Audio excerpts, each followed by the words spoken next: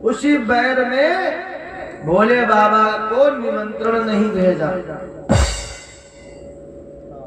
लेकिन मैके में कोई काम काज हो, अब ये लोग ना जाए, असंभव है। जब भी पति को धमकी देती हैं तो एक ही जगह की सिर्फ मैके भी देखो, उनसे अंग्रेजी न पढ़िए हूं, ज्यादा बनोगे तो झूठ बोले कौआ कट्ठे, काले कौए जरियो और हम मैके चली जाऊंगी तुम सेंकी के खइयो। यही धमकी होते हैं और कोई जुगाड़ नहीं है। अच्छा एक बात और है, अगर ये लोग जिद कर जाए, देखो सती जी भी जिद पे आ गई, होनी को कोई टाल नहीं सकता। भोले बाबा से कहने लगी प्रभु हमारे पिताजी यज्ञ कर रहे हैं और मन बहुत हो रहा है हमारे जाने का। भोले बाबा बोले कैसे जाओगे जब तुम्हारे पिताजी की हमारी लड़ाई है। बोले कुछ जगह ऐसी होती जहाँ बिना बुलाए जाना चाहिए। भोले बाबा ने कहा देखो उस झगड़ा में, उस लड़ाई में, उस विवाद के चक्कर में न्योता नहीं भेजा, बिना न्योता कैसे जाओगे। सती जी बड़ा बुद्धिमान था। बोले स्वामी पिता के घर, गुरु के घर, मित्र के घर, इन जगहों पर और भगवान के मंदिर में, भगवान की कथा में बिना बुलाए भी जाने में कोई दोष नहीं है। तो न हो तो हम चली जाए, क्या है। बड़ा मायका प्यारा होता है माताओं बहनों का।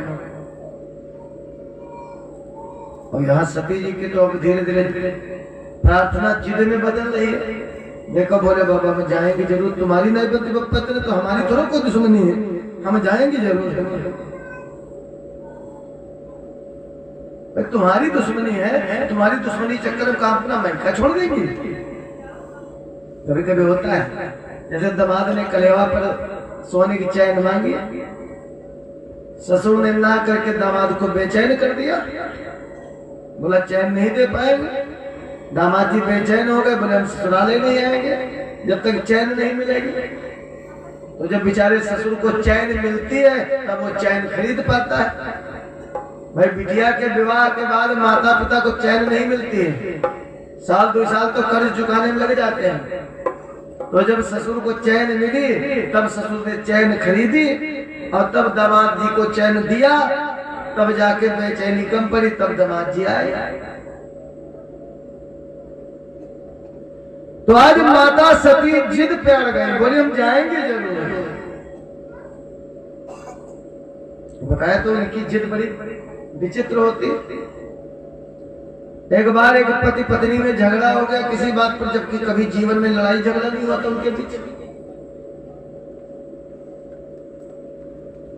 इतना झगड़ा हो गया कि गुस्से में आके पति ने पत्नी को एक चाटा मार दिया।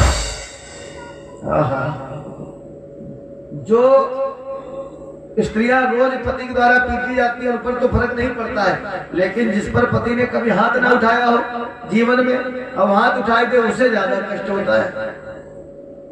पति जो था उसकी मूछें बहुत बड़ी बड़ी थी, पतौरा जैसी। पत्नी ने मन में कसम खा लिया, बेटा तुमने हमारे चाटा मारा, जाओ हम कसम खाती हैं कि अगर तुम्हारी मूछें ना मुड़वा दिया तो हमारा नाम बदल देना। ये मन में कसम खा लिया पत्नी ने। अब उसके लिए तो कोई व्यवस्था करनी पड़ेगी। पत्नी ने बीमारी का बहाना किया, बीमारी का नाटक किया। पति इलाज कराने के लिए छोटे से लेकर बड़े बड़े डॉक्टर तक गया, पत्नी का इलाज करवाया, लेकिन पत्नी ठीक नहीं हुई। क्योंकि जब असली बीमार हो तो ठीक हो, वहां तो वो बहाना किए। जब पत्नी ठीक नहीं हुई तो आखिरी थक हार के पति वापस घर आ गया। लोगों ने सलाह दिया कि भाई दवा काम नहीं कर रही तो दुआ देखो शायद काम कर जाए, किसी नाउत को बुलाओ। तो एक नाउत आए, बहुत फेमस थे उस क्षेत्र में। पति बुला लाया नाउत को। नाउत बाबा ने देखा उनकी पत्नी को, उनको लगे कि इसके ऊपर कोई समस्या नहीं। बोले भैया तुम तनिक किनारे हटो, हमें कुछ बात करनी है, थोड़ा पूजा करनी है। पति किनारे हटा। नाउत ने पत्नी से पूछा क्या बात है, क्या नाटक है तुम्हारा? क्या सच में तुम बीमार हो? बोली कतई नहीं। फिर ये बीमारी का नाटक क्यों? तो पत्नी ने बताया घटना। कहा आज हो गए करीब 3-4 महीना तब इन्होंने हमारे चाटा मारा था। हमने कसम खा ली थी उसी दिन से कि इनकी मुच्छे जरूर मुड़वा देंगे। और नाउत बाबा जब तक इनकी मुच्छे नहीं मुड़ेंगे तब तक हम ठीक नहीं होंगे। हमारा बीमारी का नाटक चलता रहेगा। नाउत बाबा तुम्हारी पूजा में कोई जुगाड़ है तो इनकी मुच्छे मुड़ जाए? नाउत बोला जुगाड़ तुम्हारे पास बहुत है, लेकिन इसके लिए एक्स्ट्रा फीस देनी पड़ेगी। बोली मंजूर, तुम्हें हमारे जो पति देंगे पैसा वो तो देंगे 500 रुपया हम अलग से देंगे, बस तुम हमारे पति की मुच्छे मुड़वाई दो। क्या बात है। अब नाउत बाबा ने पति को बुलाया। बोले भैया बहुत सख्त बीमारी है तुम्हारी पत्नी के ऊपर, बहुत बड़ी समस्या है, ये बचने वाली नहीं है। अरे तो पति हाथ पैर जोड़ने लगा, कहने लगा नाउत बाबा कुछ करके हमारी पत्नी को ठीक कर दो। नाउत बोला देखो भैया बहुत बड़ी पूजा लगेगी तब ये ठीक होगी। बोले चाहे जितना सामान लगे, चाहे जितना पैसा लगे, हम पूजा करवाने को तैयार हैं। नाउत बोला पूजा सामान तो लगेगा संग में भैया एक बहुत कीमती चीज की कुर्बानी देनी पड़ेगी। पति बोला बताओ हम सारी कुर्बानी देने को तैयार हैं। तो नाउत बाबा बोले भैया तुम्हारी जो मुच्छे हैं ये पूजा में चढ़ेंगे। बोलो भैया ये घुटवाई के चढ़ा पाओगे? पति ने विचार किया पत्नी की जिंदगी का सवाल है, क्या है मुच्छे साल बाद फिर उतनी बड़ी हो जाएगी। ठीक है नाउत बाबा मंजूर है, करो आप पूजा। बना दिया नाउत बाबा ने पर्चा, पति सब सामान ले आया पूजा का। होने लगी शुरू पूजा। जब पूजा शुरू हुई, अब पूजा में नाउत बाबा मंत्र पढ़ के सामग्री चढ़वाए रहे। पुष्पम समर्पयामि, नैवेद्यम समर्पयामि, सब चीजें समर्पयामि के बाद लास्ट में बोले मुच्छे समर्पयामि। तब नाउत तो उस तरह लिए बगले में बैठा था। खट्ट से नाउत ने पति की मूछे मूड़ के और पति ने खट्ट से पूजा में चढ़ा दिया। अब जिसकी बढ़िया पतौरा जैसे मुच्छे हमेशा रही हो और बेचारे के मुच्छे मुड़ जाए तो उसकी तो शकल बेशकल दिखेगी। अब हमारे शर्म के बेचारा पति गेट पे बैठा है, मुंह अंगूठा सी लपेटे कि कोई मुच्छे ना देख ले हमारी। अब पत्नी ठीक हो गई क्योंकि उनकी कसम पूरी हो गई। इतना खुश हो गई। जब माताओं बहनों को ज्यादा खुशी होती तब ये गाती और बजाती है। घर में कोई खुशी काम हो तो देखो फिर इनकी ढोलक बजेगी। तो पत्नी ने क्या किया, आंगन में लेके ढोलक बैठ गई। अब पति गेट पे बैठा है और क्या गाय रही है कि मैंने अपनी बात बनाई, दुल्हू की मोच मुड़ाई।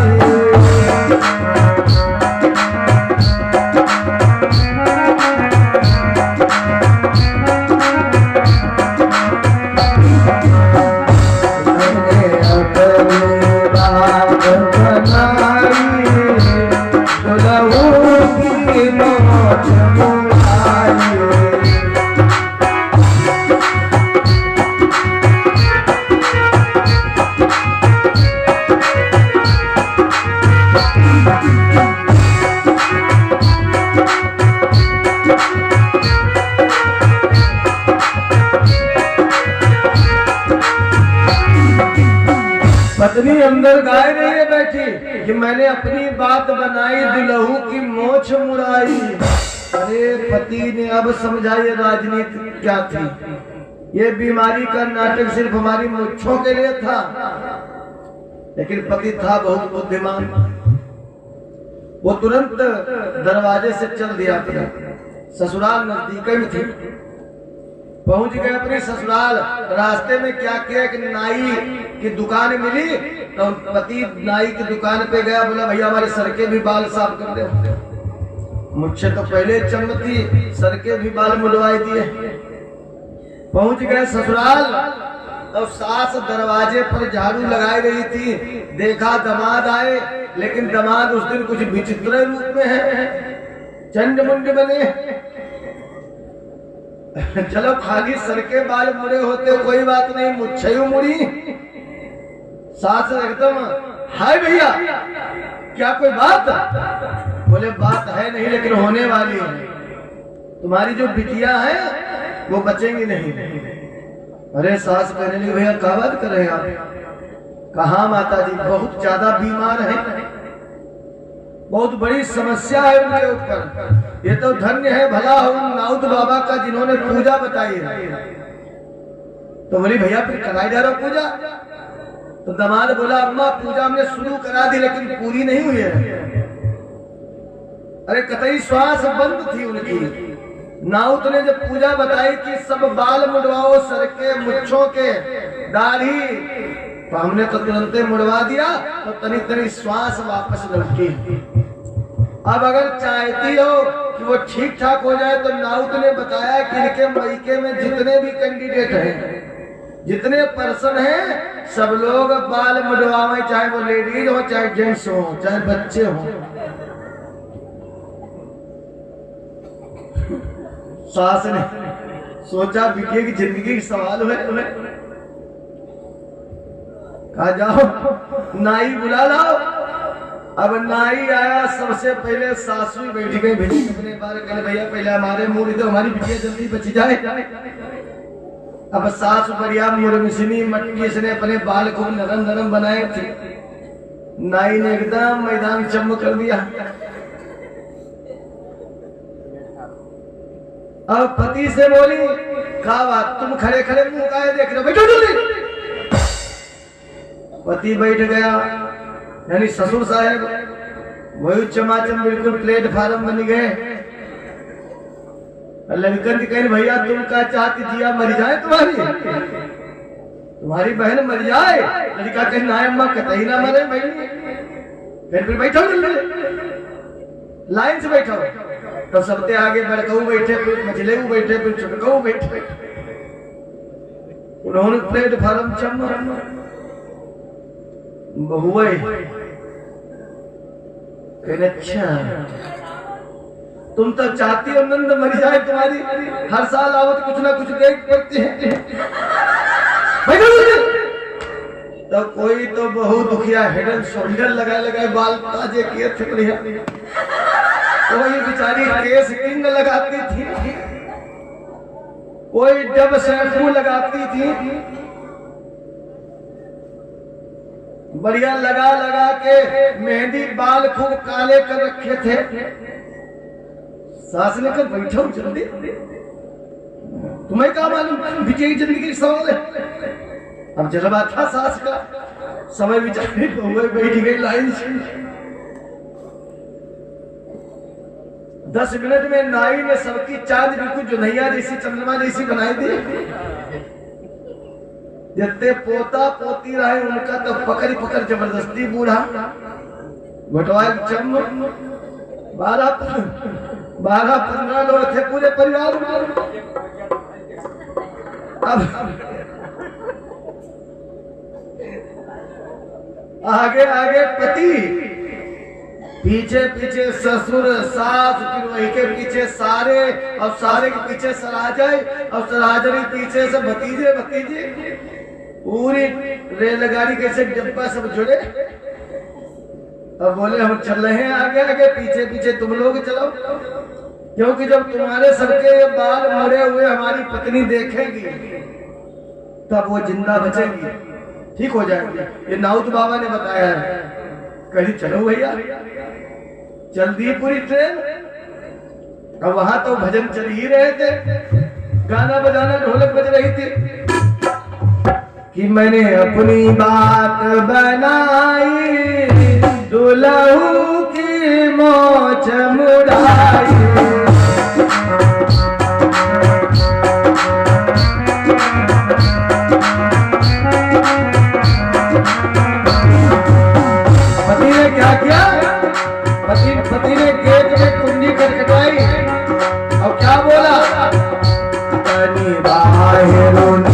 सुलगाई मुंजन की पलटनी आई।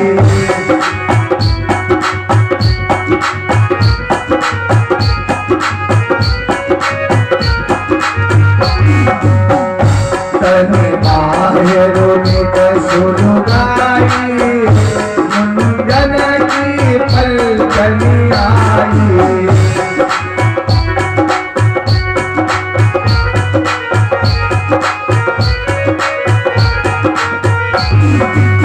अरे तेने अकेले हमारी मुच्छे मुड़वाई थी, देखो पूरी मुंडन की पलटन खड़ी है।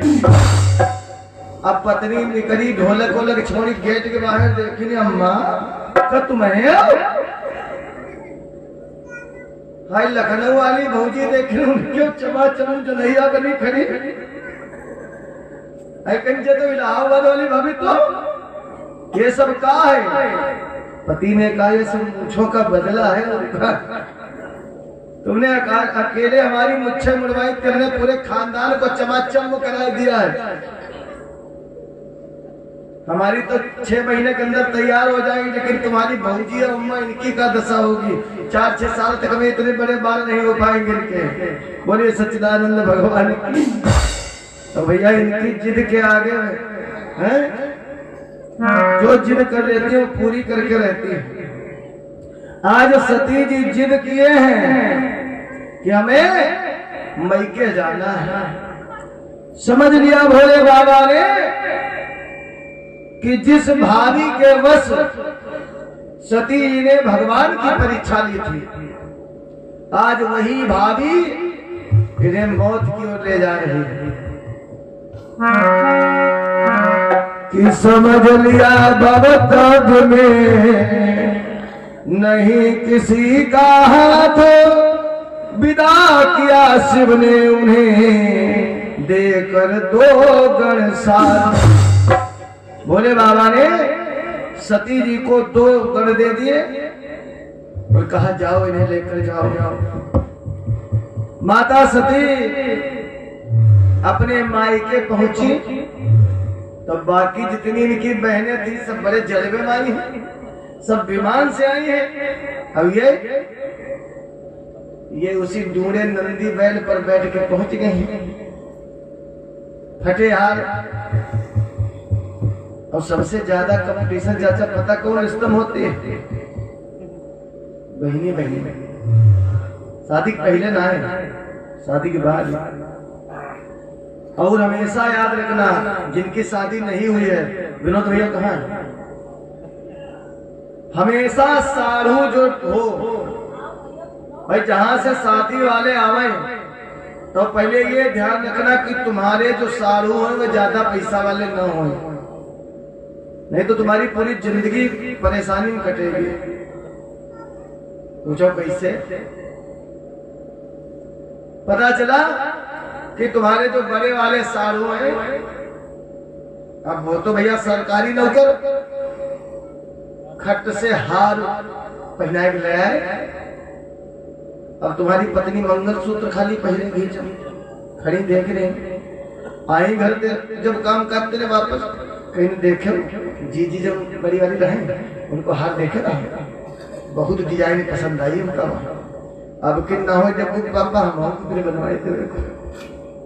आप बताओ, बेबू पापा बेचारे करके कंजूसी जैसे तैसे हार बनवाए पहने तले कहीं सुनो देखो भाई मोटरसाइकिल कितने वहाँ जाती नानी को लगती वैसे सब जीजी और सब 4 रुपये तो उठती हैं, और अपने तुम मोटरसाइकिल भूल पहुंच चलते हो, वहाँ बड़ी बदनामी होती है हमारी। अब ले तुम 4 रुपये करके जाम करो, बाकी सारू तुम्हारे 4 रुपये थे, और तुम अगर फटफटैया मोटरसाइकिल पहुंच गए, सिलेंसर धुआं दे रहा तो क्या दशा होगी? तो कुल मिला के ध्यान रखना, जिनकी शादी नहीं हुई है, बोलो कि जहां से शादी वाले आवे पहले साधु को पता लगा ले, साधु बहुत पैसा वाले तो नहीं। हाँ पता चला गई कहीं देखो जी घरमा सब एकदम चमाचम फर्श है, और बताओ अपने तुम्हारे छप्पर ये छप्पर हटवाए तो तब आएगी, मैं बताया कि हम आईबो ना दोबारा मिल के चली जाइबो। बताओ वो परेशान। आज माता सती जी की भी कुछ ऐसी दशा है। सबसे फटे हाल यही पहुंची है वहां पर, किसी ने इनसे बात तक नहीं किया। सम्मान करना तो बड़ी दूर की बात, शरबत पानी तो बहुत दूर की बात। हाँ, बस केवल अगर मिला कोई तो उनकी माता जी मिली, उन्होंने तो हृदय से लगा लिया। बिटिया चाहे बेचारी गरीब घर में हो, चाहे अमीर हो जाए, लेकिन माँ के लिए वो उसकी संतान औलादे होती है। तो सादर भले मिली एक माता,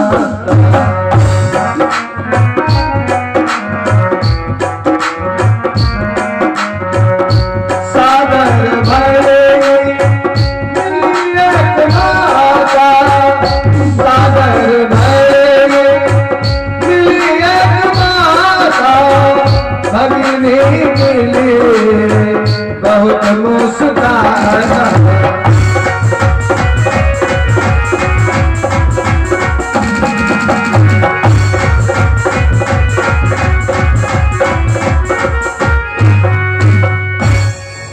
बहनें तो मुस्कुराती हैं देखकर, जीती नहीं है,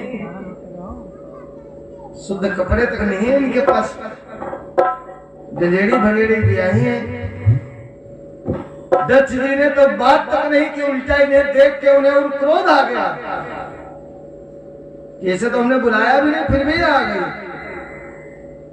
आज से अंत तक सती जी ने देखा कि कहीं इनको सम्मान नहीं है। अंत में जब ये यज्ञ मंडप की ओर पहुंची, चलो दामाद से अनबन थी तो दामाद का भाग तो निकालना चाहिए था भाई। जब वरण हुए थे, अगर दामाद वहां पर नहीं आया था, आपने नहीं गुस्से में क्रोध में बुलाया, तो उसका वरण तो कर लेते।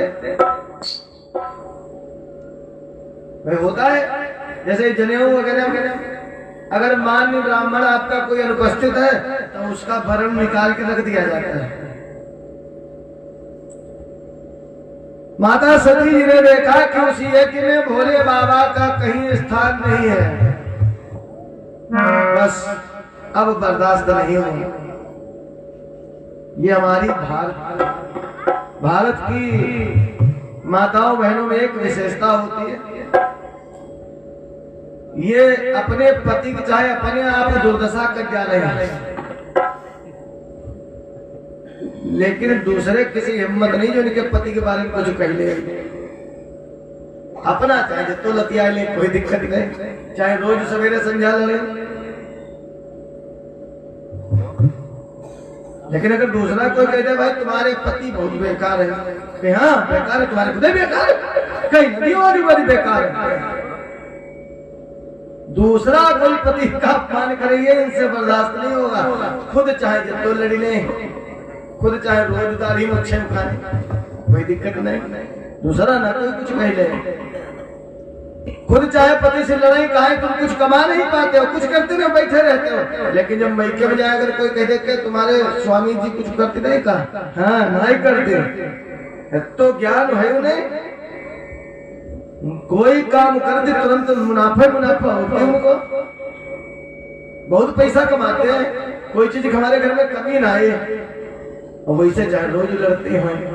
लेकिन अगर कोई दूसरों कह दे तो उसके दुर्दशा हो जाएगी। माता सती आई तो लड़के हैं भोले बाबा से, जबरदस्ती आई, भोले बाबा की इच्छा नहीं थी, लेकिन यहाँ पर जब भोले बाबा का अपमान देखा तो बर्दाश्त नहीं हुआ। वहीं पर विराजमान बैठे हुए सभी जितने भी ऋषि मुनि यज्ञाचार्य आदि थे, माता सती जी क्रोधित होकर के बोली कि दिग्गजो दिशामहि देवो, हे गगन सूर्य साक्षी रहियो, हे पवन देव यदि पहुंच सको तो प्रभु से ये संदेशा कहियो।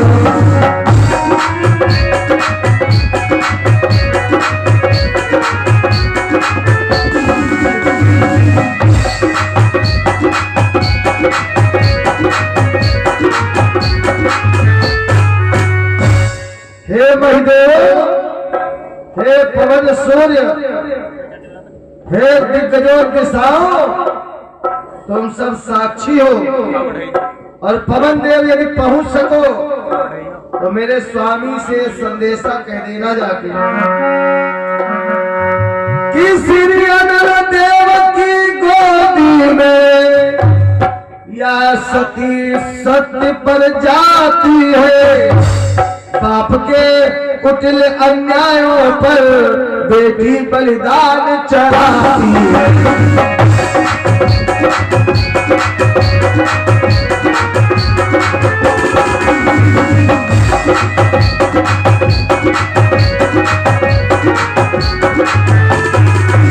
आज पिता के अन्याय पर, पिता की अनीति पर उसकी बेटी स्वयं अपने प्राणों को न्यौछावर करने जा रही है कि हे विधने इतना तो दे दो, यह सती सत्य की दरी रहे।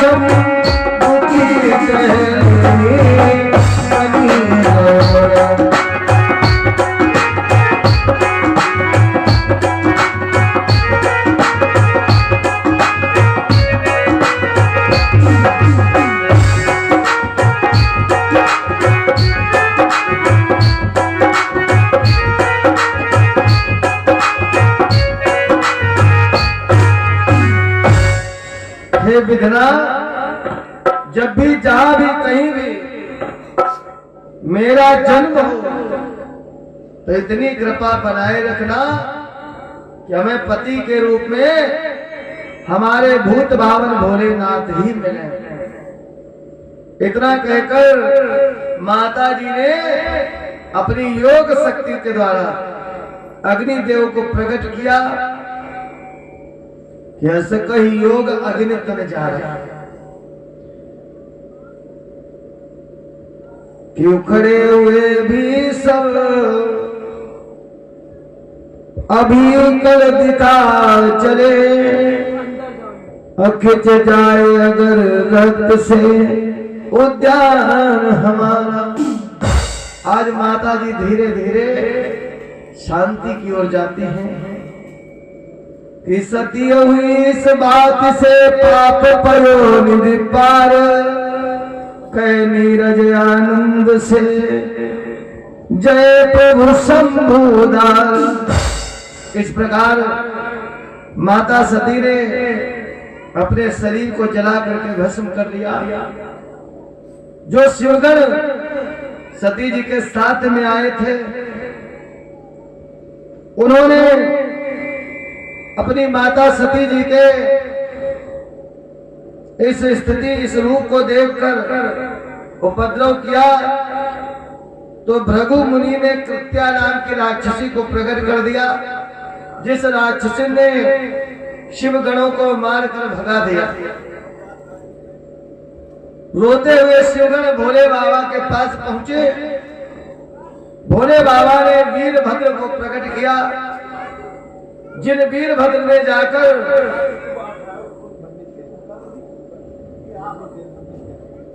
मन्नी सेन जी के द्वारा 51 मुद्राएं भगवान के चरणों में दान है। भगवान सभी मनोकामना पूरी करें, दुर्गा मैया रक्षा करे। वीरभद्र ने जाकर पूरे यज्ञ को विध्वंस कर दिया और दक्ष जी का सर कलम कर लिया। बाद में भोले बाबा पहुंच करके सती जी के उस शरीर को उठा लेते हैं और आकाश मार्ग में भ्रमण करने लगे, तांडव करते हुए चले जा रहे हैं। सभी देवताओं ने भगवान श्री नारायण हरि विष्णु जी की प्रार्थना की, बोले प्रभु अब आप ही कुछ करो। तो विष्णु जी ने, क्योंकि जब तक भोले बाबा के हाथ में सती जी का शरीर रहेगा तब तक ये शांत नहीं बैठेंगे, अब इनका तांडव कहीं संसार को समाप्त न कर दे। तो भगवान ने अपने चक्र के द्वारा सती जी के अंगों को काटना शुरू कर दिया। जहां जहां माता जी के अंग गिरे वहां वहां पर माता जी के शक्तिपीठ तैयार हो गए।